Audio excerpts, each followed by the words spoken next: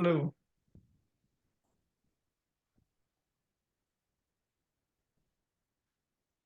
Baik, Assalamualaikum warahmatullahi wabarakatuh.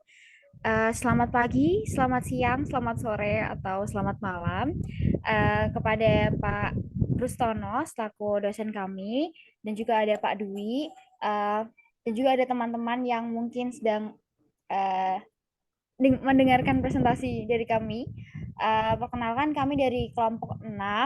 Kami dari kelas MBI 3B, jurusan Administrasi Bisnis, Prodi Manajemen Bisnis Internasional.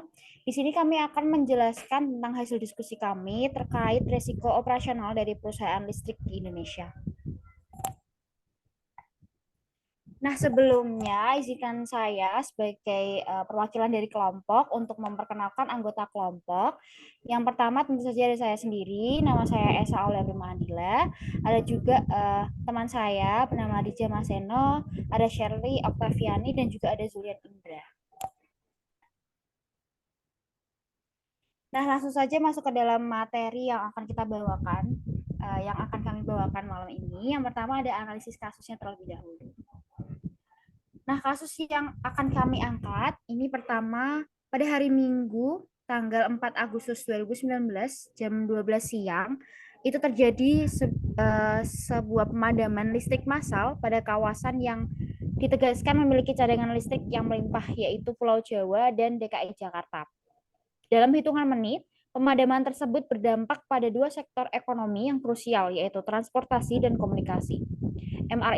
MRT terpaksa berhenti beroperasi serta harus mengevakuasi penumpang yang terjebak saat menempuh perjalanan. KRL Commuter Line yang bertenaga listrik juga melakukan pembatalan jadwal perjalanan hingga malam hari.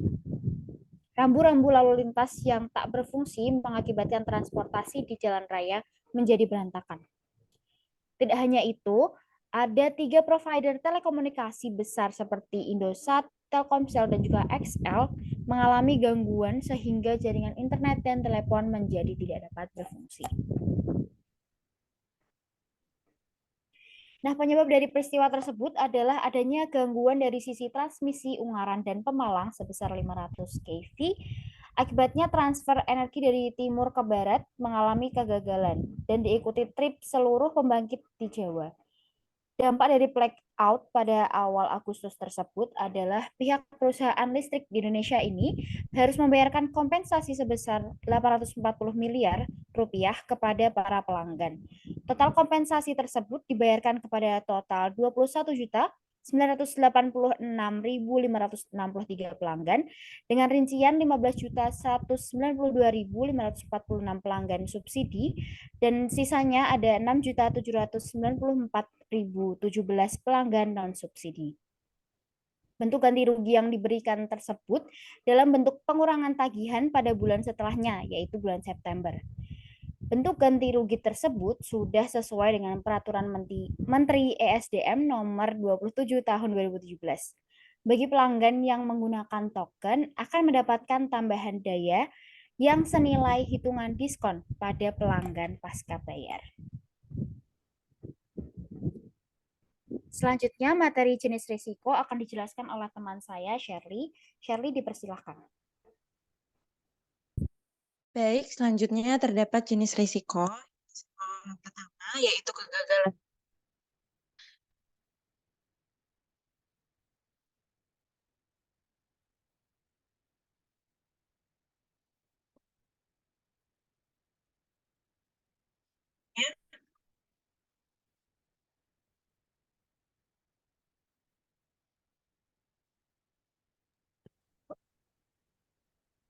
Mungkin bisa diulang, Shirley. Tadi suaranya kurang masuk soalnya.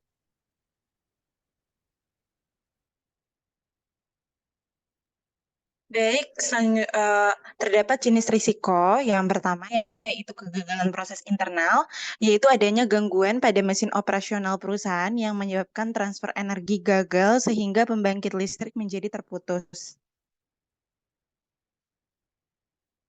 Baik, selanjutnya. Yang kedua yaitu ada risiko SDM. SDM atau sumber daya manusia yang bekerja mungkin kurang memperhatikan maintenance dari mesin yang digunakan sehingga terjadi kerusakan pada mesin.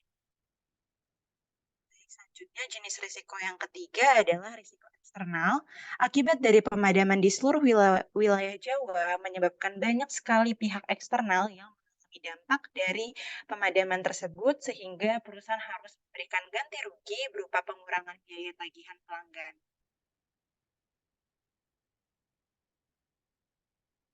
Baik, selanjutnya risiko yang keempat yaitu ada risiko sistem. Mati listrik yang meluas dapat mengganggu operasional perusahaan secara keseluruhan. Proses penghasilan listrik, distribusi, dan pemeliharaan infrastruktur dapat terhenti atau terganggu, mengakibatkan penundaan dalam pemulihan pasokan listrik. Baik, selanjutnya adalah matriks frekuensi yang akan dijelaskan oleh Zulian.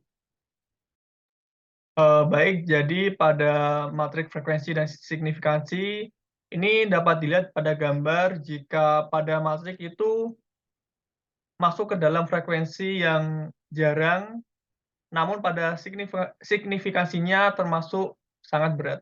Next.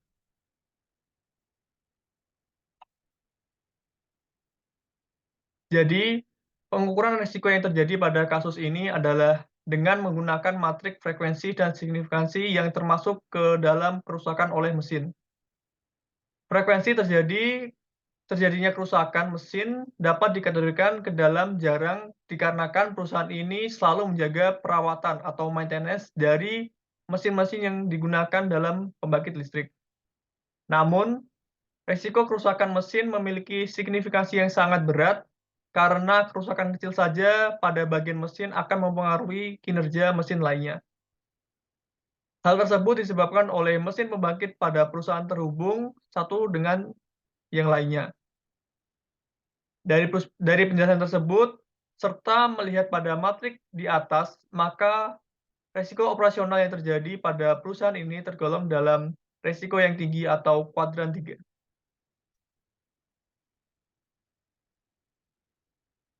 Selanjutnya pada pengendalian risiko akan dibacakan oleh teman saya yaitu Dija. Oke, baik. Yang selanjutnya adalah pengendalian risiko dari kasus perusahaan listrik ini. Oke, yang pertama yaitu kita melakukan pengendalian risiko yaitu risk control dengan pengurangan risiko. Nah, pengurangan risiko ini yang pertama kita dengan melakukan mengeliminasi risiko. Nah, pengeliminasian risiko ini dilakukan dengan cara menyediakan tenaga ahli yang selalu siap untuk melakukan perbaikan apabila mesin-mesin operasional yang digunakan dalam kegiatan itu mengalami gangguan. Nah, selain dengan menyediakan tenaga ahli, kita juga harus menyediakan, maksudnya perusahaan juga harus menyediakan alat-alat yang akan digunakan dalam melakukan perbaikan tersebut. Selanjutnya, oke, langkah selanjutnya dari pengurangan risiko ini adalah dengan melakukan minimisasi terhadap risiko. Nah, minimisasi ini terdapat dua jenis, yaitu yang pertama adalah pre-loss minimization, yaitu melakukan minimisasi risiko sebelum terjadinya terjadinya peristiwa mesin rusak ini. Nah, kegiatan minimisasi pre-loss ini dilakukan dengan cara selalu melakukan check-up rutin terhadap mesin-mesin operasional agar kerusakan pada mesin dapat diantisipasi sejak dini. Nah, dengan melakukan check-up ini, maka perusahaan sudah tahu jika suatu mesin itu ada indikasi terjadinya kerusakan. Nah, jadi perusahaan itu bisa mengantisipasi kegiatan terjadinya kerusakan tersebut. Nah, namun ketika kerusakan mesin itu sudah terjadi, maka bisa dilakukan post-loss minimization, yaitu kegiatan minimisasi risiko setelah suatu peristiwa itu terjadi. Nah, kegiatan yang dapat dilakukan yaitu dengan melakukan cross-check segera pada mesin agar tahu di mana letak kerusakan mesin tersebut. Nah, setelah diketahui letak kerusakan mesin tersebut, langkah yang selanjutnya harus dilakukan adalah melakukan perbaikan agar risiko yang timbul setelahnya dapat terminimalisir. Maksudnya ketika mesin tersebut sudah diperbaiki dan sudah tidak mengalami kerusakan kembali, maka risiko-risiko yang dapat timbul setelahnya itu dapat terminimalisir. Jadi tidak merembet-merembet gitu istilahnya. Selanjutnya, oke, pengendalian risiko kedua yang dapat dilakukan oleh perusahaan ini adalah yaitu melakukan penanganan risiko atau risk retention. Nah, risk retention sendiri yang dapat dilakukan yaitu retensi risiko sebagian. Nah, maksudnya sebagian di sini adalah perusahaan listrik itu mengasuransikan mesin-mesin operasional mereka kepada PT Jasindo sebesar 25 miliar US dollar ya. Nah, sehingga ketika terjadinya peristiwa kerusakan mesin ini, itu biaya perbaikan pada mesin itu dapat mengajukan klaim pada asuransi Jasindo. Jadi untuk biaya perbaikannya itu dapat ditanggung oleh asuransi. Nah, kenapa disebut sebagian? Karena sebagian kerugian, yaitu yang tadi sudah disebutkan di depan ya, itu adanya ganti rugi yang dipotong dalam biaya listrik pada bulan selanjutnya, itu ditanggung sendiri oleh perusahaan ini. Nah, jadinya maka risk retention yang digunakan oleh perusahaan ini merupakan risk retention sebagian. Oke, selanjutnya. Oke, mungkin itu materi dari saya kembalikan kepada moderator Esa. Terima kasih. Baik, itu tadi yang sudah disampaikan oleh kelompok kami, mulai dari analisis kasusnya, selanjutnya ada jenis resiko, dan juga matriksnya, dan terakhir ada juga tentang pengendalian resiko tersebut. Nah, saya kira materi yang kami bawakan cukup sampai di sini. Saya mewakili kelompok meminta maaf apabila terdapat kekurangan dalam menyajikan materi dan juga dalam mempresentasikan materi. Semoga materi yang kami bawakan malam ini bisa bermanfaat untuk kita semua.